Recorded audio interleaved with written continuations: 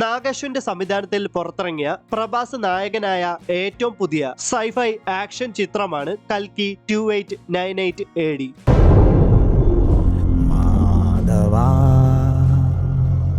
600 കോടിയാണ് ഈ പടത്തിന്റെ ബഡ്ജറ്റ്.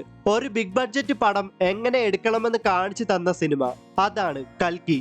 500 കോടിയോളം ചെലവാക്കിയ ആദിപുരുഷ് കണ്ട് വെറുത്തു പോയ സമയത്ത് പ്രഭാസിന് ഇനിയൊരു തിരിച്ചുവരവ് ഉണ്ടാകുമോ എന്ന് നമ്മൾ മനസ്സിലെങ്കിൽ ചിന്തിച്ചിട്ടുണ്ടാകും. ബാഹുബലി 2-ന് ശേഷം പ്രഭാസിന്റെ പടങ്ങള് അടുപ്പിച്ച് പരാജയമായിരുന്നു. കൽക്കി 2898 AD എന്ന ഈ സിനിമയുടെ ട്രെയിലർ കണ്ടിട്ട് പോലും എനിക്ക് ഒരുറപ്പുമില്ലായിരുന്നു പ്രഭാസിന് ഇനി ഒരു കംബാക്ക് ഉണ്ടാകുമെന്ന്.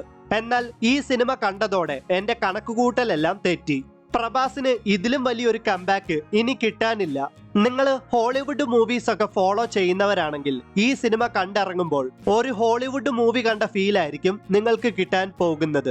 പ്രഭാസ്, കമൽ ഹാസൻ, ദിശ പട്ടാനി, അമിതാഭ് ബച്ചൻ, ശോഭന, ദീപിക പഡുക്കോൺ എന്നിങ്ങനെ ഒരുപാട് വലിയ താരനിര തന്നെ ഈ സിനിമയിലുണ്ട്. അത് മാത്രമല്ല മറ്റു വലിയ താരങ്ങളുടെ ക്യാമിയോസും ഈ സിനിമയിലുടനീളം നമുക്ക് കാണുവാൻ സാധിക്കും. കൽക്കി 2898 AD ഇത് ഒരു പ്രഭാസ് പടമാണോ എന്ന് ചോദിച്ചാൽ ആണ്. സത്യത്തിൽ ഇത് പ്രഭാസ് പടമായിട്ട് എനിക്ക് തോന്നിയില്ല. ഈ സിനിമയിലെ എല്ലാ ക്യാരക്ടേഴ്സും ഇമ്പോർട്ടന്റ് ആണ്. പ്രത്യേകിച്ച് അമിതാഭ് ബച്ചൻ. പുള്ളിക്കാരൻ തന്നെയാണ് ഈ സിനിമയുടെ ഏറ്റവും വലിയ പോസിറ്റീവ് ഫാക്ടർ. നമുക്കറിയാം അദ്ദേഹം ചെയ്യുന്നത് മഹാഭാരതത്തിലെ അശ്വത്ഥാമ എന്ന ഒരു ക്യാരക്ടറാണ്. അശ്വത്ഥാമ ചിരഞ്ജീവിയാണ്, അദ്ദേഹത്തിന് മരണമില്ല. മഹാവിഷ്ണു അഥവാ വിഷ്ണു ഭഗവാന്റെ 10ാമത്തെ അവതാരമായ കൽക്കി എന്ന അവതാരത്തിന്റെ ജനനത്തിന്റെ തുടക്കമാണ് കൽക്കി 2898 AD എന്ന ഈ സിനിമ നമ്മളോട് പറയാൻ ശ്രമിക്കുന്നത്. മഹാഭാരത യുദ്ധത്തിന്റെ ഒരു ചെറിയ പോർഷൻ ഒക്കെ കാണിക്കുന്നുണ്ട്. അതൊക്കെ അതിഗംഭീരമായിരുന്നു. അതില് ഭഗവാൻ ശ്രീകൃഷ്ണൻ പറയുന്ന ഒരു ഡയലോഗ് ഉണ്ട്. അത് 2-3 സെന്റൻസ് മാത്രമേ ഉള്ളൂവെങ്കിലും ഒരു പീക്ക് റൊമാൻറ്റിഫിക്കേഷൻ ആണ് അത് കേട്ടപ്പോഴും ആ സീൻ കണ്ടപ്പോഴും എനിക്ക് ലഭിച്ചത്. എന്തായാലും രൺബീർ കപൂറിന്റെ രാമായണം ഇറങ്ങാൻ പോകുവാണ്. എന്നാൽ പിന്നെ നാഗശ്വിന് ഒരു മഹാഭാരത സിനിമ ഇറക്കിക്കൂടെ എന്ന് ആ സീൻ കണ്ടപ്പോൾ ഞാൻ ആലോചിച്ചു പോയതാണ്. അത്രമാത്രം ഗംഭീരമായിരുന്നു കൽക്കിയിലെ മഹാഭാരത സീൻസ് ഒക്കെ. ഒരുപാട് ട്രോൾ പേജസിലൊക്കെ ഒരുപാട് നെഗറ്റീവ് കമന്റ്സ് കൽക്കിയെ പറ്റി ഓരോരുത്തർ ഇട്ടത് ഞാൻ കണ്ടു. ഒരു പക്ഷെ അവര് പ്രഭാസ് ഹെയ്റ്റർ ആകണം, അല്ലെങ്കിൽ അവർ ഈ പടം കണ്ടിട്ടില്ല. എന്നാൽ ഞാൻ പറയുവാണ്, ഞാൻ ഇങ്ങനെ ഒരു സൈഫൈ പടം ഇന്ത്യൻ സിനിമയിൽ കണ്ടിട്ടില്ല. ബോളിവുഡിന്റെ പല ബിഗ് ബഡ്ജറ്റ് മൂവീസ് പോലും കൽക്കിയുടെ അയലത്ത് വരത്തില്ല.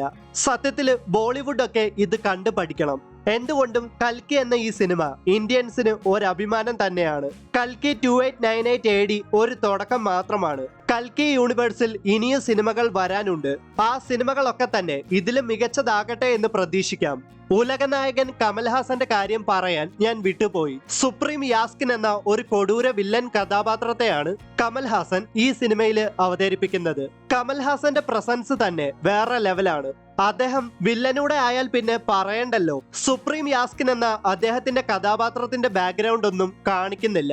എന്തായാലും അതൊരു മിസ്റ്ററിയാണ്. ഒരു പക്ഷെ കൽക്കിയുടെ സെക്കൻഡ് പാർട്ടില് സുപ്രീം യാസ്കിനെ കൂടുതൽ എക്സ്പ്ലോർ ചെയ്യാൻ സാധിക്കുമായിരിക്കാം. സോ ഗൈസ്, കൽക്കി 2898 AD നിങ്ങൾ കണ്ടോ? കണ്ടെങ്കിൽ തീർച്ചയായിട്ടും ഈ സിനിമയെ പറ്റിയുള്ള അഭിപ്രായങ്ങൾ വീഡിയോയുടെ താഴെ മറക്കാതെ ഒന്ന് കമന്റ് ചെയ്യുക. ഈ വീഡിയോ ഇഷ്ടമായാൽ തീർച്ചയായിട്ടും ലൈക്ക് ചെയ്യുക, മറ്റുള്ള ഫ്രണ്ട്സിനും ഷെയർ ചെയ്യുക. അപ്പോൾ മറ്റൊരു വീഡിയോയിൽ വീണ്ടും കണ്ടുമുട്ടാം. അതുവരേക്കും ബൈ.